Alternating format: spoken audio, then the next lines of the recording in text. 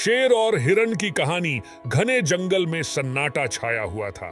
सारे पशु पक्षी सोए हुए थे, बस शिकारी जानवर जैसे भेड़िया, शेर, लकड़बग्घा आदि जागे हुए थे। शेर शिकार करने के लिए झड़ियों के पीछे घात लगाकर बैठा हुआ था।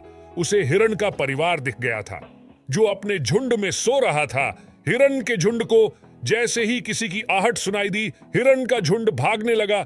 इतने में शेर झड़ियों से बाहर निकालकर झुंड का पीछा करने लगा। शेर जैसे ही एक हिरण के पास पहुंचने ही वाला था, वैसे ही हिरण दूसरी तरफ मुड़ गया। इस बार हिरण ने शेर को चकमा देकर अपनी जान बचा ली। हिरण के परिवार को शेर से रोज रोज जान बचानी पड़ती थी। एक दिन हिरण के परिवार ने फैसला किया कि अब वह इस जंगल को छोड़कर कहीं दूर चले जाएंगे। एक लकड़बग्घा उनकी सारी बातें सुन रहा था। उसने जाकर यह सारी बात शेर को बता दी। शेर ने एक योजना बनाई और शैतानी हंसी देते हुए लकड़बग्घे से कहा कि जब हिरण का परिवार दूसरे जंगल की ओर जाएगा, तब वह उन पर हमला करेगा। शेर चाहता तो हिरण के परिवार को छोड़ भी सकता था। उसके पास जंगल में बहुत सारे शिकार थे, पर शेर हिरण परिवार के पीछे ही पड़ गया था, क्योंकि हिरण परिवार के सबसे छोटे हिरण, जिसका नाम चीनू था, उसने शेर के बेटे की आंख अपने सींगों से फोड़ डाली थी। शेर उसी का बदला लेना चाहता था। हिरण परिवार ने तय किया कि वह उस जंगल में कल तक भी नहीं रुकेंगे और आज दिन में ही दूसरे जंगल की तरफ निकलेंगे। हिरण परिवार ने दूसरे जंगल के बारे में सुना था कि वहां कोई शेर नहीं है। वहां ऐसे जानवर रहते हैं जो शेर के जैसे हिंसक नहीं होते, बल्कि बहुत आलसी होते हैं। शेर को पता ही नहीं चल सका कि हिरण का परिवार जंगल छोड़कर चले गया है।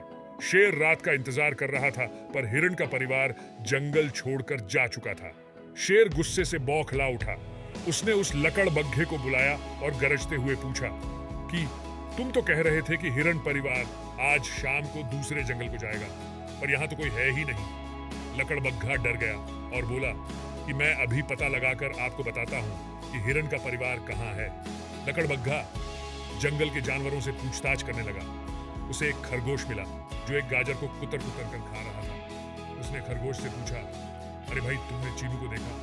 खरगोश बोला कि मैं तो आज अपने लिए गाजर को ढूंढने में व्यस्त था, मैंने किसी को नहीं देखा। हाँ, इस पेड़ के ऊपर बंदर रहते हैं, हो सकता है उनमें से किसी ने उन्हें देखा हो।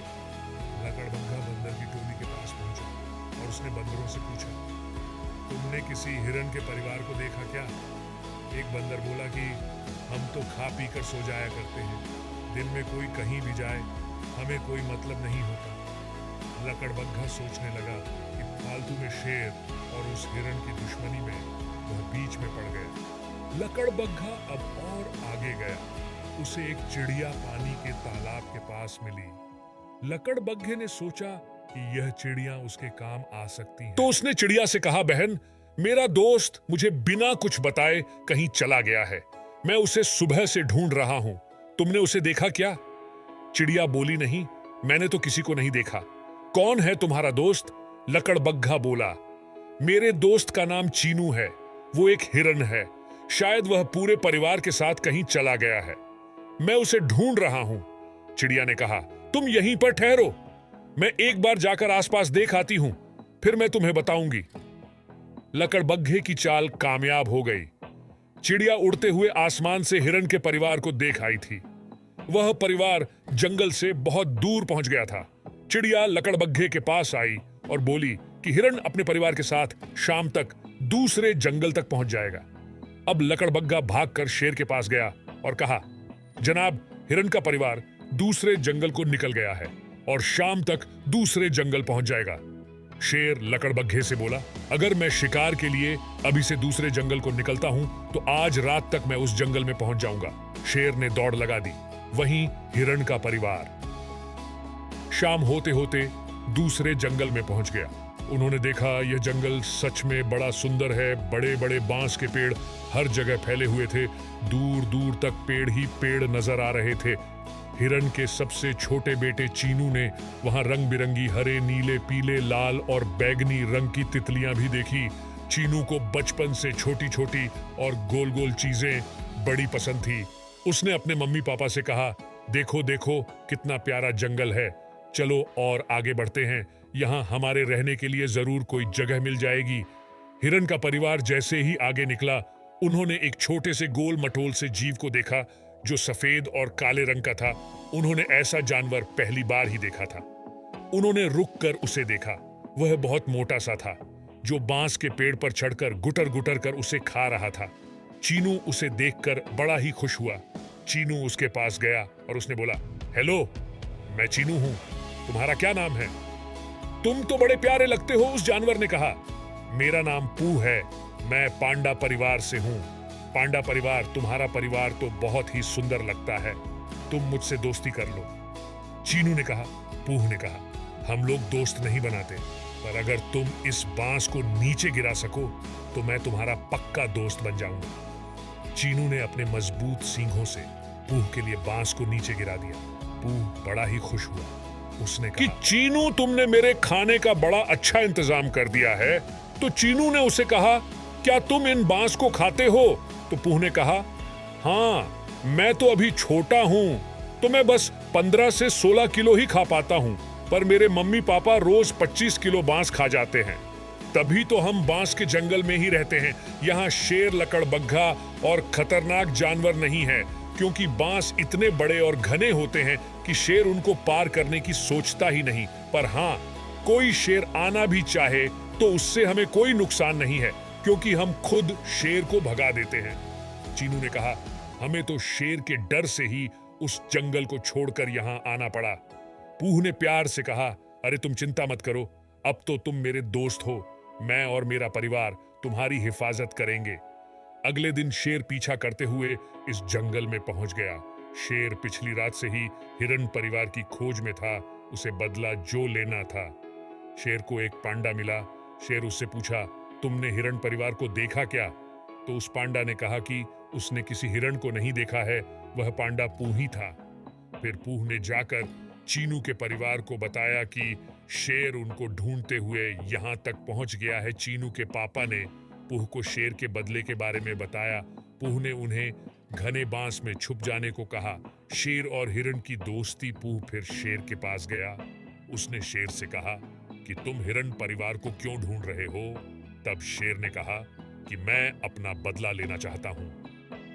हिरन के बेटे ने मेरे बेटे की आंख फोड़ डाली थी। पूह ने शेर को समझाया कि देखिए, बदला लेना कोई अच्छी बात नहीं है। हिरन का परिवार आपका कैसे कुछ बिगाड़ सकता है? आप तो बड़े ही ताकतवर जान पड़ते हो।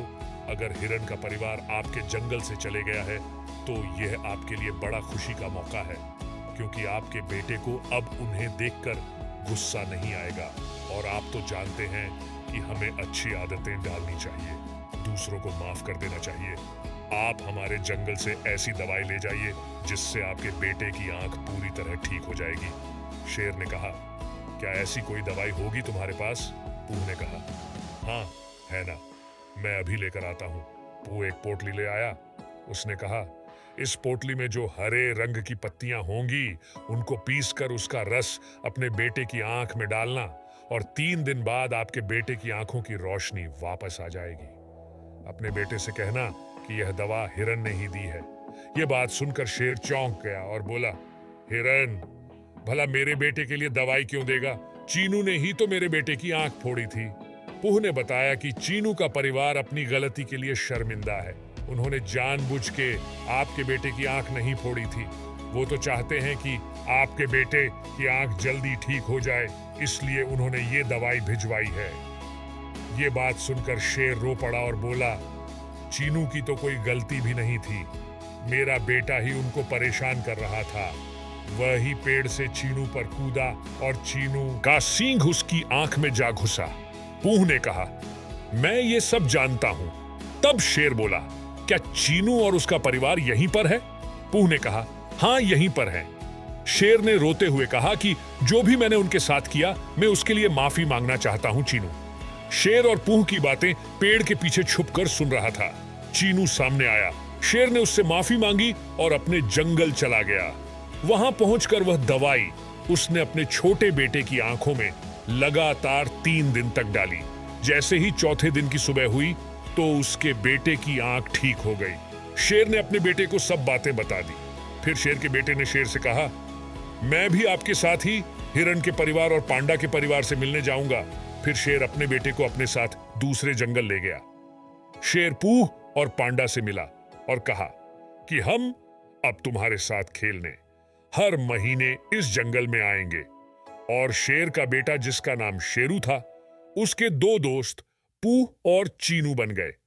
हमें यह सीख मिलती है कि हमेशा दूसरों का भला करना चाहिए। भलाई से ही हम दूसरों का दिल जीत सकते हैं। ऐसी ही और कहानियों के लिए लाइक, कमेंट और सब्सक्राइब करें।